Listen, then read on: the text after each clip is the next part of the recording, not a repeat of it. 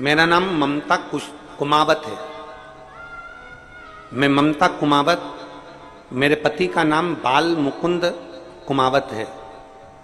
मैं गांव पंथ पिपलोदा, तहसील ताल, जिला रतलाम, मध्य प्रदेश से हूं। 2019 में मेरी इस बेटी की तबीयत इतनी ज़्यादा खराब हो गई थी, जयाश्री कुमावत की, कि ना पाँव से चल पाती थी, ना हाथ हिल पाता था, ना सुन पाती थी, ना बोल पाती थी, ना बैठ पाती थी, पलंग पर पड़ी रहती थी। शरीर का कोई, इसका पाँव, हाथ, इसकी दृष्टि, इसकी श्रवण शक्ति, इसका बोल, इसका सुनना, इसका रोटी खाना, पानी पीना, कुछ भी नहीं कर सकती, केवल पलंग पर पड़ी ही रहती थी।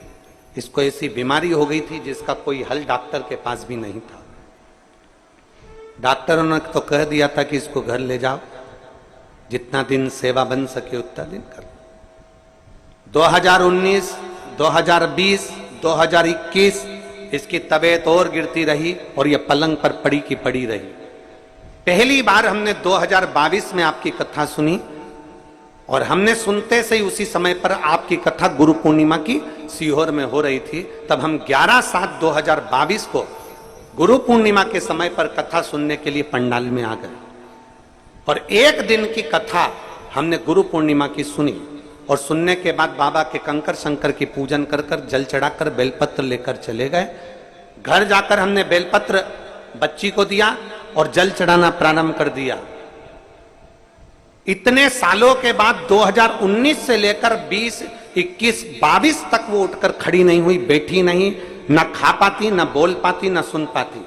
2022 पर जब हम पहली बार गुरु पूर्णिमा उत्सव करने के लिए आए, एक दिन की कथा सुनकर जब हम गए, बाबा की ऐसी कृपा हुई गुरुदेव कि मेरी बेटी खुद पलंग पर बैठी और चली भी और हाथ से काम भी करना प्रारंभ करा। उसकी सुनने की शक्ति, देखने की शक्ति और बोलने की शक्ति भी आई।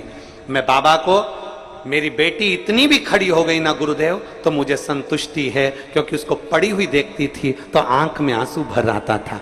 इतने सालों के बाद मेरी बेटी उठकर बैठी, मैं बाबा को धन्यवाद देने के लिए आई।